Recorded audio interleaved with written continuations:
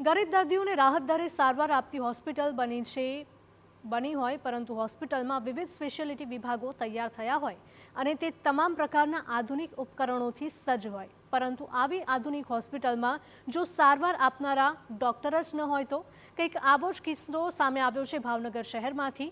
અહીંની પ્રસિદ્ધ સરટી હોસ્પિટલમાં ન માત્ર ભાવનગરમાંથી પરંતુ આસપાસના અમરેલી, બોટાદ અને ઉનામાંથી પણ દર્દીઓ સારવાર માટે આવતા હોય છે। કાયમ દર્દીઓથી ઉભરાતી આ હોસ્પિટલને સુપર સ્પેશિયાલિટી હોસ્પિટલની જરૂર હતી।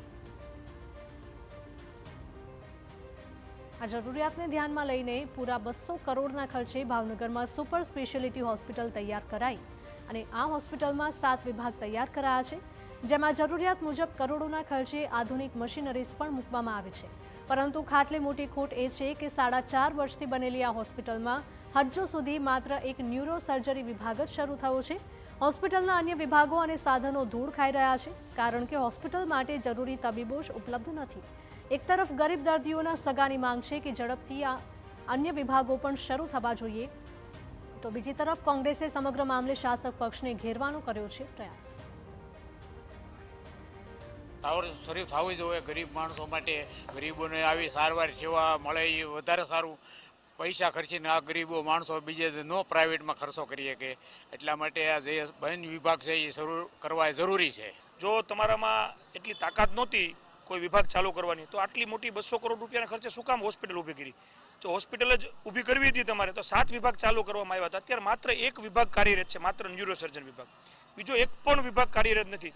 તો તમને હરીફરી અને ભાવનગર સાથે જ અન્યાય કરવાનું મન કેમ થાય છે? કે પ્રજા માટે રોડ ઉપર ઉતરવું અમારી ફરજ છે।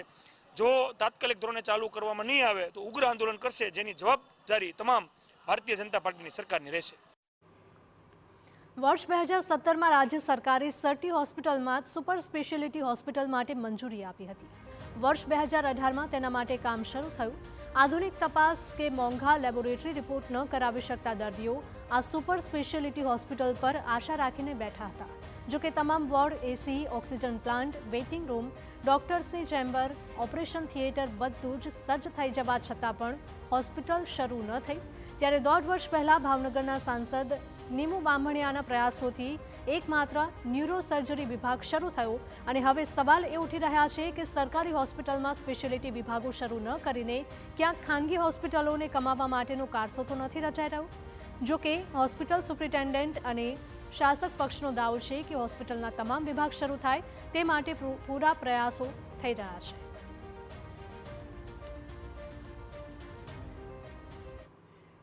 ધારાસભ્ય સાથે નેફ્રોલોજીની વાત કરીએ તો આપણે IKD-IRCના MOU સરકાર સાથે થવા માટે એમણે મોકલ્યા છે અને એનું રિઝલ્ટ ટૂંક સમયમાં આવી જશે એવો આશા છે। અને એ લોકો અહીંયા વિઝિટ પણ કરી ગયા। એ લોકો પોતાના ડૉક્ટર અને પોતાની ટીમ લઈને અહીંયા આવશે અને બે ત્યાંથી ડૉક્ટરને એ લોકો અહીંયા મોકલ્યા છે પણ ખરા ઓપીડી રન કરવા માટે અત્યારે। એવી રીતે કાર્ડિયોલોજી માટે પણ વાત શરૂ છે। સાંસદ શ્રી ધારાસભ્ય સાથે પણ મેં વાત કરી છે। ટૂંક જ સમયની અંદર આ બધા વિભાગ શરૂ થઈ જાય અને લોકોને માટે થઈને જે મુશ્કેલી પડતી હોય તે દૂર થાય તે માટે થઈ અને સાંસદ ધારાસભ્યશ્રીઓએ ખૂબ જ પોઝિટિવ રીતે કીધું છે અને આગામી દિવસોની અંદર આ સતત ચાલુ રહે તે માટે પણ પ્રયત્ન પૂરા રહેશે એવી ખાતરી આપું છું। અન્ય વિભાગો માટે ભાવનગર મેડિકલ કોલેજ દ્વારા સ્ટાફ અને ડોક્ટર્સની માંગણી સરકારમાં કરવામાં આવી છે, પરંતુ આ માંગણી સરકાર ક્યારે પૂરી કરશે તે સૌથી મોટો સવાલ છે।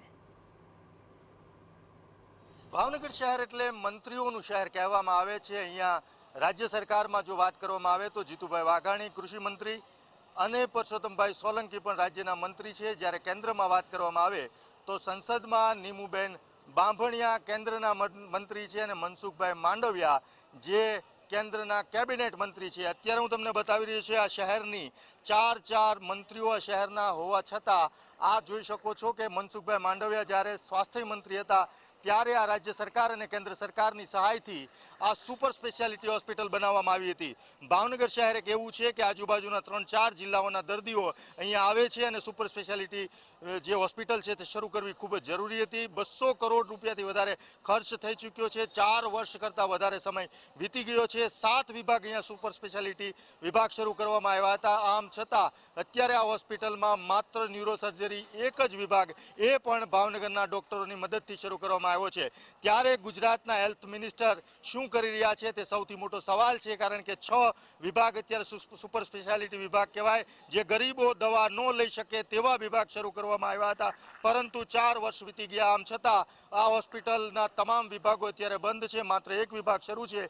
ગરીબ માણસો ક્યાં જાય આ મોંઘી સારવાર લેવા માટે? જો તમે સારવાર માટે જો આ હોસ્પિટલ શરૂ કરી હતી તો શા માટે ડૉક્ટરોની ઉણપના લીધે હોસ્પિટલમાં આગળ કામગીરી થતી નથી? અંદર કરોડો રૂપિયાના એવા સાધનો છે આધુનિક, જે ધૂળ ખાઈ રહ્યા છે, તેની જે તારીખ હોય તે વોરંટી તારીખ પણ જઈ રહી છે.